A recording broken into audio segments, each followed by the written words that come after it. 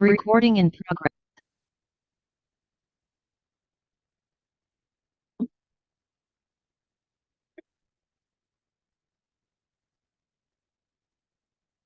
ओम शांति।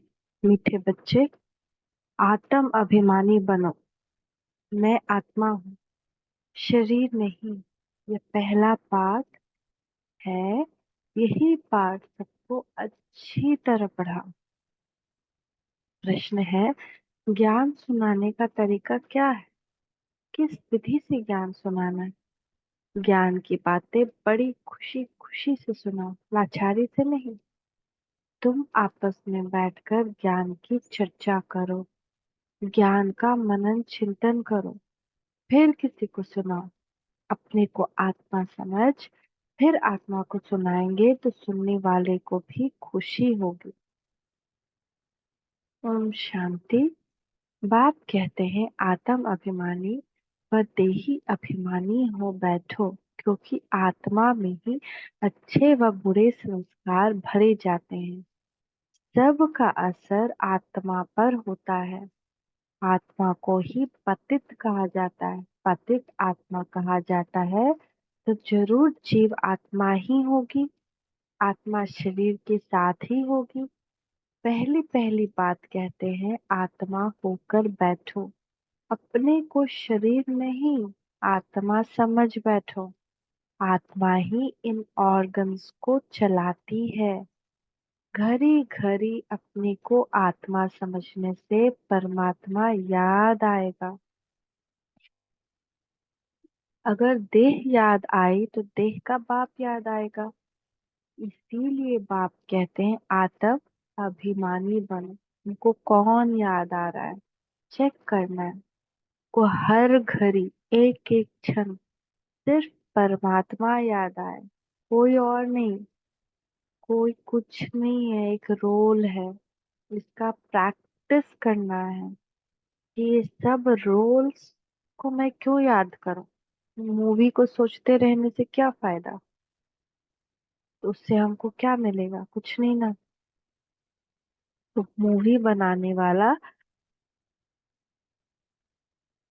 भगवान है, जो हमको वापस लेने आया है। अब उसको याद करने से पाप कटता है, उसको नहीं याद करने से पाप बढ़ता है। एक सेकंड जो गुजरा जिसमें उसकी याद नहीं रही, वो पाप के खाते में गया।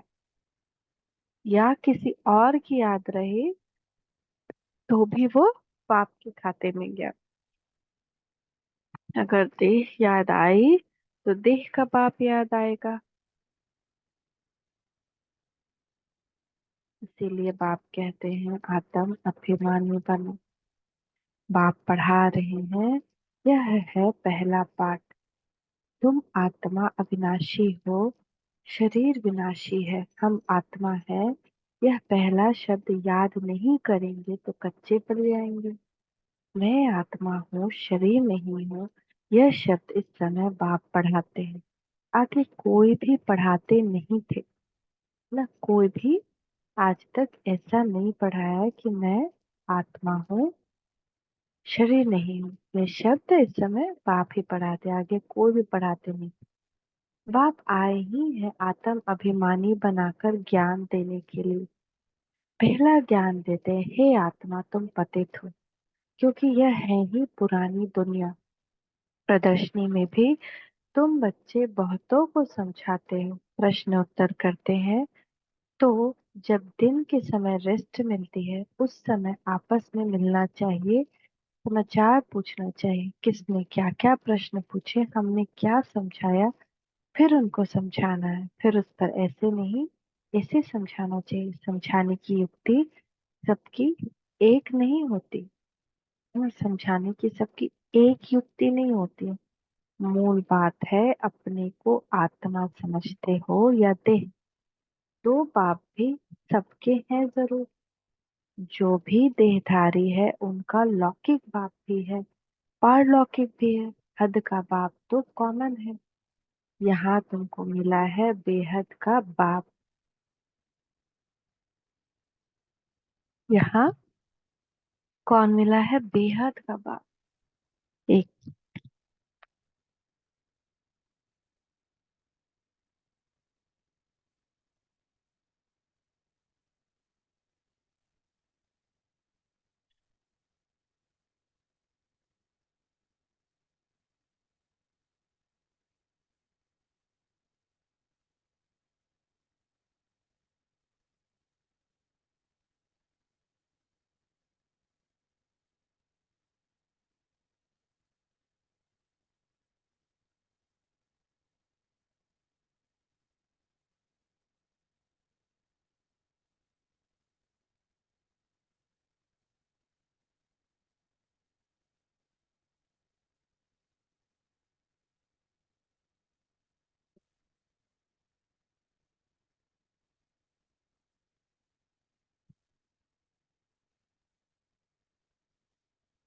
वह एक ही बाप भी है, टीचर भी है, गुरु भी है, मैं पक्का कर देना चाहिए। जब तुम किसको समझाते हो, जो जो तुमसे प्रश्न पूछते हैं, उस पर आपस में बैठना चाहिए। जो होशियार है उनको भी बैठाना चाहिए। तुमको टाइम मिलता है दिन के समय, ऐसे नहीं कि भोजन खाते हैं इसीलिए नींद का नशा है। बाबा कह रहे हैं भोजन खाने से नींद का नशा नहीं आता है। जो बहुत खाना खाते हैं उनको नींद का आलस्य आता है। दिन में क्लास करना चाहिए। फलाने ने यह प्रश्न पूछा, हमने यह रिस्पॉन्स किया। प्रश्न तो भिन्न भिन्न पूछेंगे। कोई बाबा से प्रश्न पूछा, बाबा दिन में हमको तो खाना खाते ही नींद आने लगता है। तो बाबा कहते हैं खाना खाने से नींद नहीं आता, ज्यादा खाना खाने से नींद आता है ना। दिन में कौन कौन सोता है? कौन कौन दिन में खाना खाते ही एकदम नींद की गोद में चला जाता है। तो दिन में क्लास करना चाहिए। बहुत सारे क्लास अवेलेबल है, मम्मा का क्लास है, सबका क्लास है, बहुत क्लास होता है। फलाने ने ये पूछा, हमने रिस्पॉन्स किया। प्रश्न तो भिन्न भिन्न पूछेंगे, उनका रिस्पॉन्स भी चाहिए, रियल देखना चाहिए। उनको कशिश में लाया, सेटिस्फाई हुआ, नहीं तो फिर करेक्शन निकालनी चाहिए। जो होशियार है उनको भी बैठना चाहिए। ऐसे नहीं खाना खाया जल्दी नींद आए। देवताएं खाना बहुत थोड़ा खाते हैं क्योंकि खुशी है ना। अगर खुशी नहीं है तो क्या होगा? ठूस ठूस के हम खाएंगे, वो भी एक तरह का विकार है। जब आदमी फ्रस्ट्रेशन डिप्रेशन में होता है तो बहुत खाता है, खूब चस्का ले लेके खाता है। बहुत खट्टा तीता ये सब नहीं खाना चाहिए, ये भी नींद लाता है और विकार भी लाता है। देवताओं की जैसे हल्का खाना खाना चाहिए, जितना शरीर को जरूरत है। शरीर हल्का रहेगा और खुशी रहेगी। अब देखिए कभी पूरे दिन खाने को नहीं मिलता है, लेकिन किसी बात की जो खुशी मिल जाती है तो कैसे वो शरीर चलता है, उमंग उत्साह में चलता है। खुशी जो ऐसी चीज है उससे शरीर चलता है, उसी से हम निरोगी रह सकते हैं, उसी से हम तंदुरुस्त रह सकते हैं। खुशी नहीं है जीवन में तो कुछ नहीं, फिर कितना भी हम खाना खाएंगे एनर्जी नहीं मिलेगा, नींद में ही जाएंगे। तो खुशी है ना, इसलिए कहा जाता है खुशी जैसी खुराक नहीं।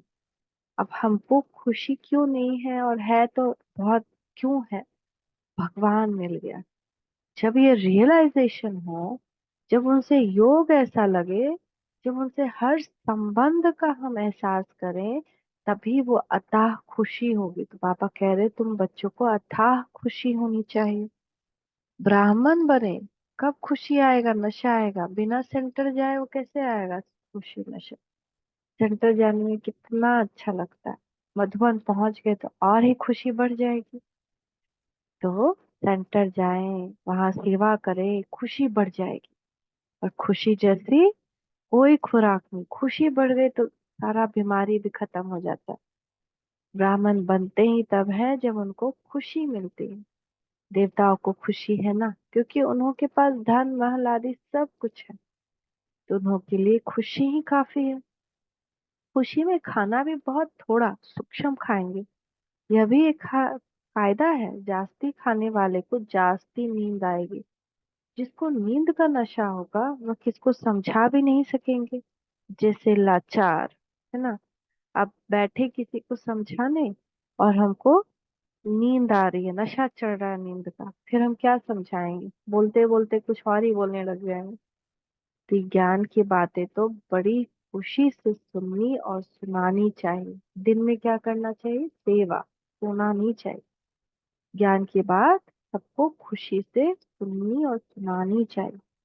समझने में भी सहज होगा। कोई बुक ले लें अव्यक्त मुरली की, उसके पॉइंट्स को नोट करें, उसके पॉइंट्स को पढ़ें। अव्यक्त मुरली की बुक नहीं है तो मधुबन से मंगा लें। वो कोर्स है हमारा, हम गॉडली स्टूडेंट है, वो सब खत्म करना है। मूल बात है बाप का परिचय देना। नहीं तो गीता उठा लें और मंथन करें कि कैसे प्रूफ करें कि गीता का भगवान शिव है। उसमें कितने सारे पॉइंट्स हैं, इतने सारे श्लोक में भगवान कह रहे हैं कि मैं महाकाल हूँ, मेरा घर परम धाम। सिद्ध हुआ ना, महाकाल कृष्ण को तो नहीं कहेंगे। और परम धाम में कृष्ण कैसे रहेंगे, वो तो देहधारी है। तो ऐसे ऐसे गीता को ही उठा ले, उसमें देखिए श्लोक पढ़ कर देखिए कैसे प्रूफ करे कि गीता का भगवान कृष्ण। गांव से 5 को या बगल अगल से 5 को, 2 को, 1 को इनवाइट करे। आसपास रोड पे भी बहुत लोग जाते हैं, कुछ न कुछ उनको भी दे दें। सेंटर से दीदी को आमंत्रण दें कि दीदी आइए, यहाँ पे भी सेंटर बनाइए, इसके लिए यहाँ पे आप डेली आकर मुरली सुना सकते हैं। एक चेयर कुर्सी तो चाहिए, एक चेयर कुर्सी कहीं पे दे दीजिए कि आइए यहाँ पे मुरली सुनाइए। सबको हम इनवाइट करेंगे, आप यहाँ आइए। तो अब नहीं करेंगे तो कब करेंगे? अभी तो पुण्य जमा करने का टाइम है ना। अभी जिस चीज में हम लगे हुए हैं कि इसका शादी हो जाए, उसका शादी हो जाए, ये हो जाए, वो हो जाए, वो अच्छा हो जाए, ये अच्छा हो जाए, ये यहाँ गया, वो वहाँ गया, वो सब अपना अपना रोल कर रहा है। हमको जो भगवान रोल दे रहा है, हमको वो करना है। बाकी जो होना है उस रोल के अनुसार ही होगा, जो हम बोले तो भी, ना बोले तो भी। उसमें हम अपना समझ, अपना व्यर्थ कर रहे हैं, अपना संकल्प, अपना सांस, और इसका बहुत बहुत बोझ, ऑलरेडी बहुत पाप का बोझ है। और पाप का बोझ जो सोचने का दरकार ही नहीं, जो मेरी सीमा में ही नहीं, जो मेरे बस में ही नहीं, उस पे हम क्यों सोचे? तो भगवान को समर्पण कर दो। इतना सुंदर तो बाबा ने कहा है कि सब सौंप दो प्यारे प्रभु को, सब सरल हो जाएगा, चिंता सभी मिट जाएगी, और मन विमल हो जाएगा। जो भी है, जो भी तेरे पास, वो उसकी अमानत है। अपनी समझ लेना, अमानत में खयानत है। क्यों हम खयानत कर रहे हैं? उसकी सारी चीजों को क्यों हम मेरा मेरा मेरा कर रहे हैं? मेरा कुछ भी नहीं। बच्चा क्या है? मेरा है? कैसे मेरा है? उसकी आत्मा को मैंने बनाया? नहीं। उसके संस्कार को मैंने बनाया? नहीं। वो अपने संस्कार लेके आया है, वो शरीर अपने भाग्य से लेकर आया है। तो उसका हम क्या कर सकते हैं? हाँ, बस कर्तव्य कर सकते हैं, रोल कर सकते हैं। एक माँ का रोल क्या है? कि उसको अच्छी सलाह देना, उस पे हावी हो जाना एक माँ का रोल नहीं है। उसको बदल दे, ये भी मेरा रोल नहीं हो सकता है। दुआ देना, साकार देना, ये मेरा रोल होगा। तो सिर्फ एक बच्चे के लिए नहीं, फिर वो मेरा रोल हुआ, क्योंकि एक ब्राह्मण भी हो, तो एक ब्राह्मण आत्मा पूरे संसार को सकाश देगी। स्वार्थ वाले संबंध को केवल नहीं, सारे संसार को सकाश देगी। तो थोड़ा खाएं और खुशी में झूमें, जास्ती नींद का बोझ ना ले। काम करें, कर्म करें। मूल बात है बाप का परिचय देना। ब्रह्मा को तो कोई जानते नहीं, प्रजापिता ब्रह्मा है, ढेर की ढेर प्रजा है। ब्रह्मा भी उपला ठोकते थे, गोईठा ठोकते थे, मजदूर जहाँ काम कर रहे हैं वहां ईंट उठाने में मदद करते थे। ब्रह्मा, क्या जरूरत है उनको? सब्जी काटने में मदद करते थे। मम्मा जगदम्बा सरस्वती चावल चुनना सिखाती थी, सब्जी काटती थी, झाड़ू पोछा करती थी। तो हमको किसी कर्म को करने से कभी भी पीछे नहीं हटना चाहिए। सुबह उठे, मैं परम पवित्र आत्मा हूँ, झाड़ू देने लगे, ये इस घर से सारी अपवित्रता ही दूर हो रही है। मैं देव आत्मा इस घर में झाड़ू दे रही हूँ, परमात्मा की किरणों के साथ दे रही हूँ, जिससे हर कोने में परमात्मा की किरणें फैल रही। कितना विशेष कर्म हो गया। तो सिर्फ दूसरे पे नहीं छोड़ देना है, हम जिम्मेदार हैं हर एक परिवार में, जहाँ पे भी हम हैं वहाँ की अच्छाई के लिए। उस अच्छाई को हमको बढ़ाना है। किसी की कोई बुरा हो रहा है, किसी को क्रोध आ रहा है, तो हमको उसको शांत स्वरूप देखना है। सिर्फ उस बात को पकड़ कर नहीं बैठ जाना, अरे वो ऐसे कर रहा है, वो वैसे कर रहा है। तुरंत उसके लिए दुआ देना है, ये तो बहुत शांत स्वरूप है। माया का प्रभाव इससे हट रहा है, एकदम शांत, वापस उसी स्वरूप में आ रही आत्मा जैसी थी, पवित्र, शांत, सुखी। ये दुआएं देना है। फिर हम क्या करते हैं? उसका वर्णन करते हैं, उसी को और बढ़ाते हैं। उसके लिए वो अपने मन में भावना बनाते हैं, ये तो है ही ऐसा, ये तो है ही ऐसा। इससे नहीं करना है। ये सब विकर्म है, ये सब देह भान है। आत्मा देखना है सबको, आत्मा ही आत्मा का कल्याण कर सकती है। ये प्रजापिता ब्रह्मा कैसा होगा, इस पर बहुत अच्छी रीति समझाना है। बाप ने समझाया है, इनके बहुत जन्मों के अंत के भी अंत में वानप्रस्थ अवस्था में मैं प्रवेश करता हूँ, नहीं तो रथ कहाँ से आए। रथ गाया हुआ है शिव बाबा के लिए। रथ में कैसे आते हैं, उसमें मूंझते हैं। रथ तो जरूर चाहिए, श्री कृष्ण तो हो न सके तो जरूर ब्रह्मा द्वारा समझाएंगे, ऊपर से तो नहीं बोलेंगे। ब्रह्मा कहाँ से आया, बाप ने सुनाया है, मैं इनमें प्रवेश करता हूँ। जिसने पूरे 84 जन्म लिए हैं, ये खुद नहीं जानते, मैं सुनाता हूँ। श्री कृष्ण को तो रथ की दरकार ही नहीं। श्री कृष्ण कहने से फिर तो भागीरथ गुम हो जाएगा। श्री कृष्ण को भागीरथ नहीं कहा जाता, उनका तो पहला जन्म है प्रिंस का। तो बच्चों को अंदर में विचार सागर मंथन करना चाहिए, यह तो बच्चे जानते हैं। वह बातें तो नहीं है जो शास्त्रों में लिख दी हैं, बाकी यह तो ठीक है। विचार सागर मंथन किया हुआ कलश लक्ष्मी को दिया है, उसने फिर औरों को अमृत पिलाया, तब स्वर्ग के गेट खुले। कैसे अमृत पिलाया, विचार सागर मंथन, कोई क्षीर सागर का मंथन नहीं हुआ था। विचार सागर मंथन कर जगदम्बा ने सबको ये ज्ञान दिया, तभी सभी अमर बने, है ना। तो उसने फिर औरों को अमृत पिलाया, तब स्वर्ग के गेट खुले। परंतु परमपिता परमात्मा को तो विचार सागर मंथन करने की दरकार ही नहीं। वो तो बीज रूप है, उसमें तो सारी नॉलेज है, वही जानते हैं। तुम भी जानते थे, अभी ये अच्छी रीति समझना जरूर है। समझने बगैर देवता पद कैसे पाएंगे। बाप समझाते हैं, आत्माओं को रिफ्रेश करने के लिए, बाकी तो कुछ भी जानते नहीं।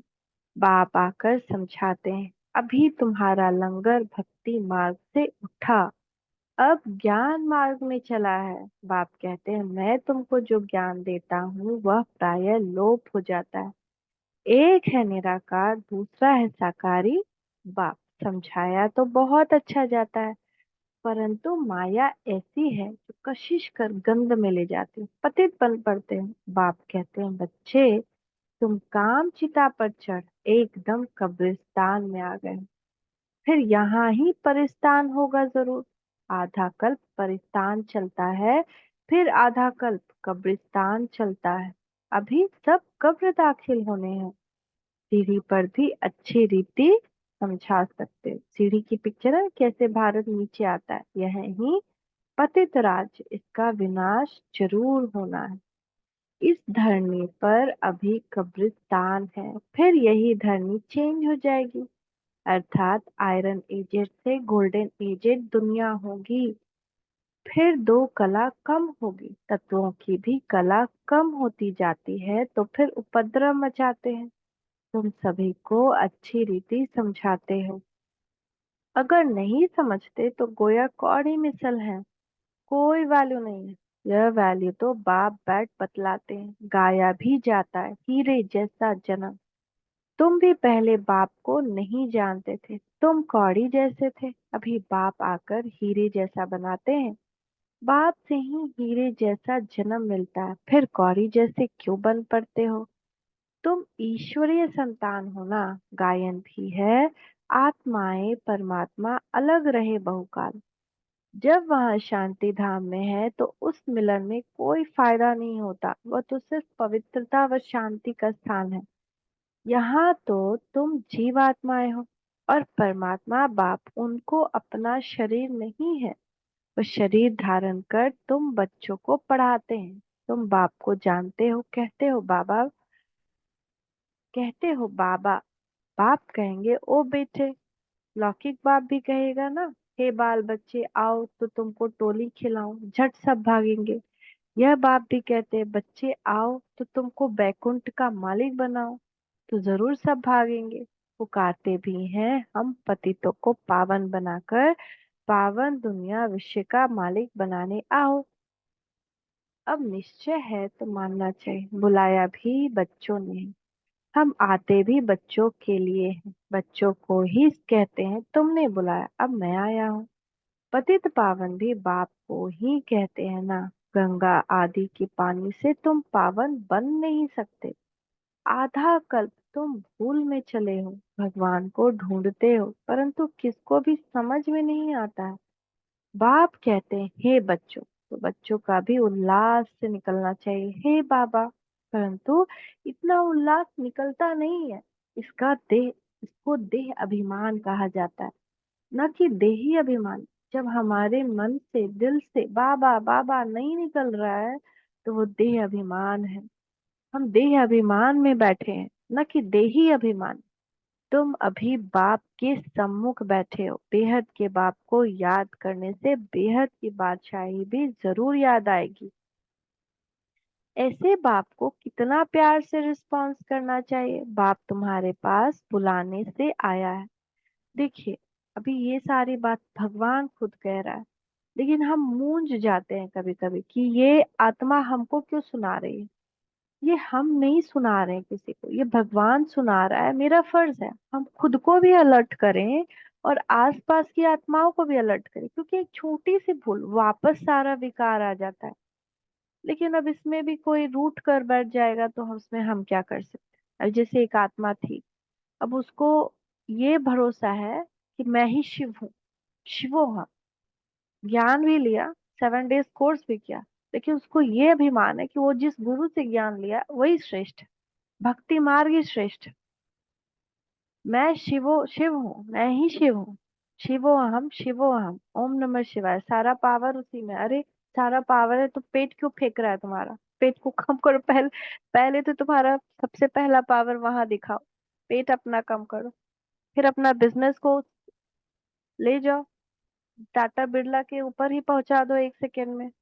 अपने बच्चे सबको संभालने में परेशान हो, पहले तो अपने बच्चे को कंट्रोल कर लो शिवो हम बन के।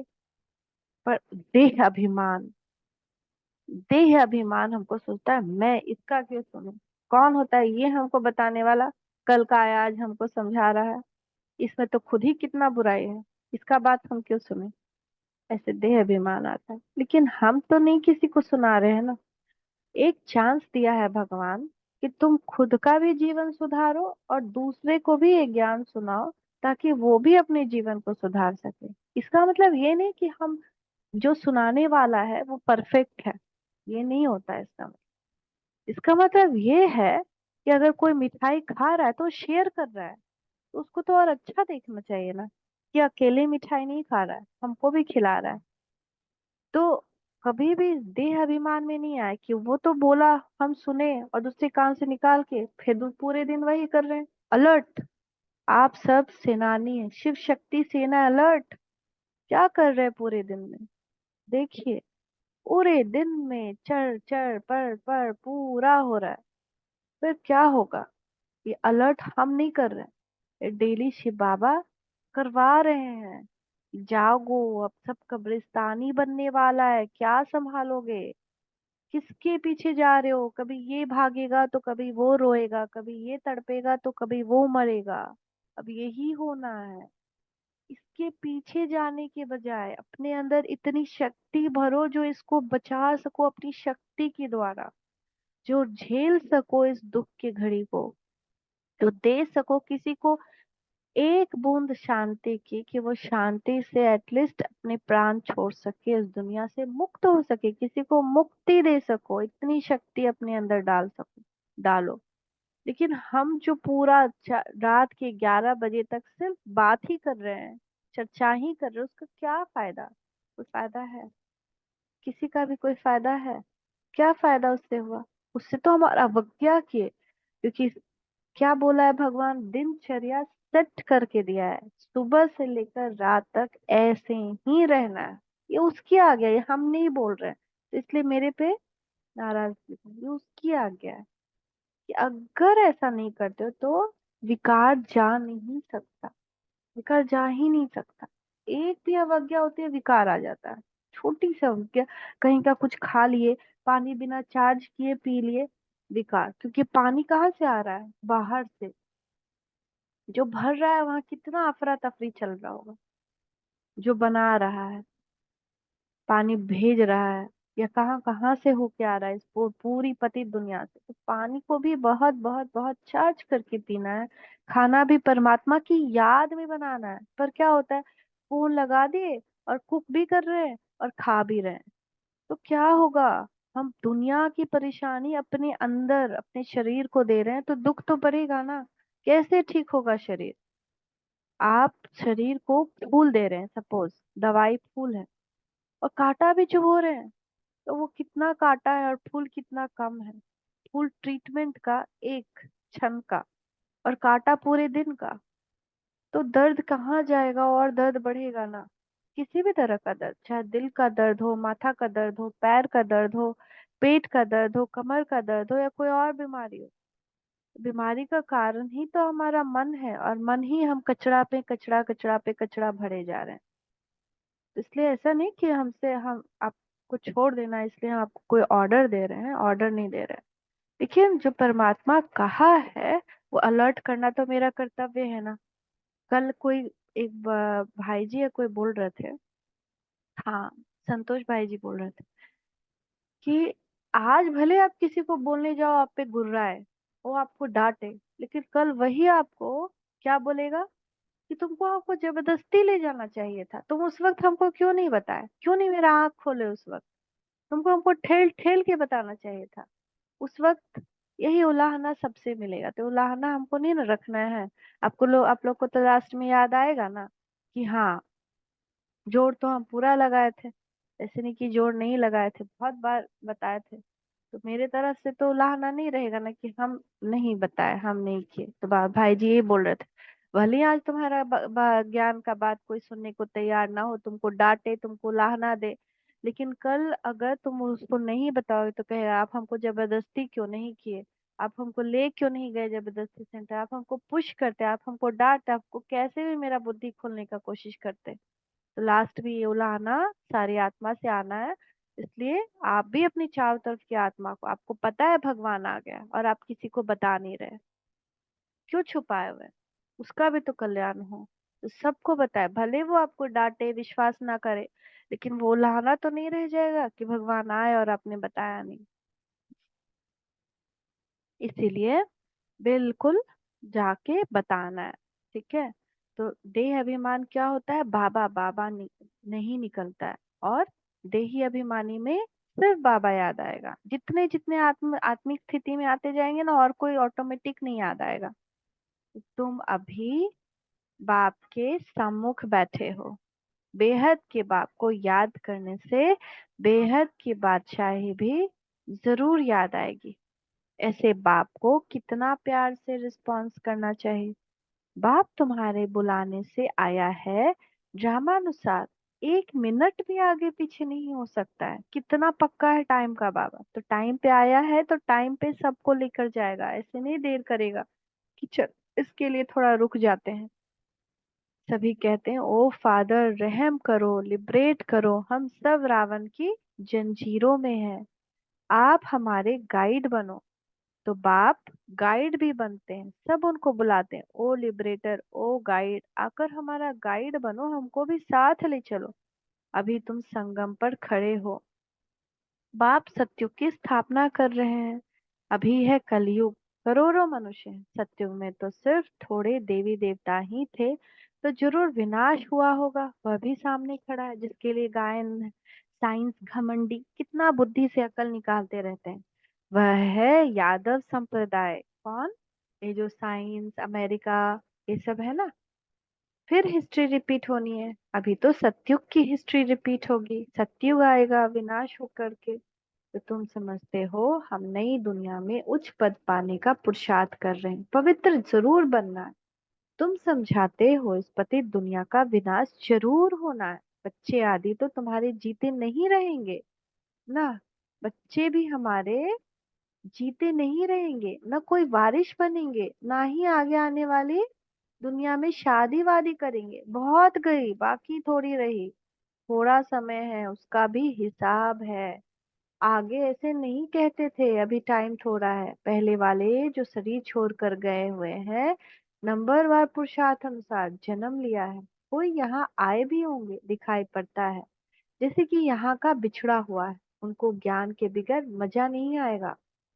माँ बाप को भी कहते हैं कि हम तो यहाँ जाएंगे। कई छोटे छोटे बच्चे हैं ना, जिन्होंने पहले जन्म में पुरुष ज्ञान लिया और फिर इस जन्म में जन्म लिए, तो अपने माँ बाप को छोटे छोटे बच्चे कहते हैं कि हमको मजा नहीं आ रहा, हमको ज्ञान सुनना है। तो ये तो सहज समझाने की बातें हैं। विनाश जरूर होना ही है। लड़ाई की तैयारी भी देख रहे हो, कितना लड़ाई चलते ही रह रहा है, चलते ही रह रहा है। अभी तो दो ग्रुप बना है, एक उधर बना एक उधर बना, तो आधा खर्चा तो इन्हों का है, इस लड़ाई के सामान में ही लग जाता है। एरोप्लेन आदि कैसे बनाते, कहते घर में बैठे भी सारे खल्लास हो जाएंगे। ऐसी ऐसी चीजें बनाते रहते हैं, क्योंकि हॉस्पिटल आदि तो रहेंगे ही नहीं। कोई हॉस्पिटल नहीं रहेगी जहाँ की किसी का ट्रीटमेंट हो सके। ड्रामा में यह भी जैसे बाप के इशारे मिलते हैं, बाबा इशारा दे रहा है, संभलो, जागो। वह भी ड्रामा में नूंद है। समझते हैं ऐसा ना हो जाए, बीमार पड़ जाए। मरना तो सबको जरूर है। राम गयो रावण गयो। जो युग में रह आयु बढ़ाते होंगे उनकी जरूर बढ़ेगी।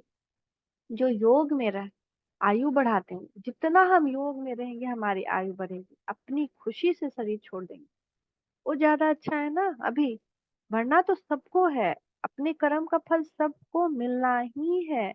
तो हमको क्या करना है, हम योग में रहें तो हम अपनी खुशी से शरीर छोड़ेंगे। फिर हमको ऐसे पागल जैसा नहीं हमारा हालत होगा कि हम कहीं कुछ कर रहे हैं कहीं कुछ कर रहे हैं ना। सब तरह से सिचुएशन आएगी। मेंटली पूरी दुनिया ही एकदम कमजोर होने वाली है मेंटली। किसी को नींद नहीं आएगी, किसी का क्रोध बहुत बढ़ जाएगा, कोई एकदम अति विकार में चला जाएगा, कोई इधर उधर भागने लगेगा, घर छोड़कर चला जाए। सब कुछ होना है, कोई किसी के साथ नहीं रहना है। अति में दुनिया अब जा रही है, साफ दिख रहा है। सबको मरना है, सबको अपने अपने कर्म का फल भुगतना है। जिसे मिसाल बना बताते हैं, ब्रह्म ज्ञानी है, वह भी ब्रह्म में जाने के लिए ऐसी खुशी से शरीर छोड़ते हैं, परंतु ब्रह्म में कोई जाते नहीं, न पाप करते हैं, पुनर्जन्म भी यहाँ लेते हैं। पाप कटने की युक्ति बाप बतलाते हैं, माँ मेकम याद कर। और कोई को याद नहीं करना है, ये भगवान के लाइन। लक्ष्मी नारायण को भी याद नहीं करना है। तुम जानते हो इस पुरुषार्थ से हम यह पद पा रहे हैं, स्वर्ग की स्थापना हो रही है, हम पढ़ रहे हैं यह पद पाने के लिए। नंबर वार पुरुषार्थ अनुसार उन्हों की जो डायनेस्टी चलती है, वह बाप ने संगम पर अभी स्थापन की है। तुम भाषण भी ऐसे ऐसा करो जो एक्यूरेट किसी की बुद्धि में बैठ जाए। इस समय हम ईश्वरीय संप्रदाय और प्रजापिता ब्रह्मा की मुख वंशावली भाई बहन है। हम आत्माएं सब भाई भाई हैं। ब्रह्मा कुमार कुमारियों की शादी होती नहीं, कभी नहीं होती है। कितना भी कर ले, जो ब्रह्मा कुमार कुमारी बन गया उसकी शादी नहीं होती। और शादी अगर होती है तो फिर उससे ज्यादा दुर्गति किसी की नहीं होती। तो यह भी बाप समझाते कैसे गिर पड़ते हैं, काम अग्नि जलाती है, परंतु डर रहता है कि एक बार हम गिरा तो सारी कमाई चट हो जाएगी, फिर उठ नहीं सकते, फिर दुर्गति ही दुर्गति है। काम से हारा तो पद भ्रष्ट हो जाएगा। कमाई कितनी बड़ी है, मनुष्य पदम करोड़ कमाते हैं। उनको यह थोड़ी पता है कि थोड़े समय में यह सब खत्म होना है। बॉम्ब्स बनाने वाले जानते हैं यह दुनिया खत्म होनी है। हमको कोई प्रेरक है, हम बनाते रहते हैं। जो बॉम्ब्स बनाते हैं उनको फील होता है जैसे कोई प्रेरणा दे रहा है कि हाँ और बनाओ और बनाओ। अच्छा, मीठे मीठे सिकी लदे बच्चों प्रति माता पिता का याद प्यार गुड मॉर्निंग। रूहानी बाप की रूहानी बच्चों को नमस्ते। हम रूहानी बच्चों की रूहानी माता पिता बाप दादा को याद प्यार गुड मॉर्निंग, नमस्ते बाबा, नमस्ते, शुक्रिया बाबा, शुक्रिया। धारणा के लिए मुख्य सार, ज्ञान को अंदर घोटना है और किसी चीज को नहीं। ज्ञान को अंदर घोटना है अर्थात विचार सागर मंथन करना है। ज्ञान की आपस में रूह रिहान कर फिर दूसरों को समझाना है। सुस्ती व आलस्य को छोड़ देना है। देही अभिमानी बन बड़े उल्लास से बाप को याद करना। सदा इसी नशे में रहना है कि हम बाप के पास आए हैं गौरी से हीरा बनने। हम है ईश्वरीय संतान।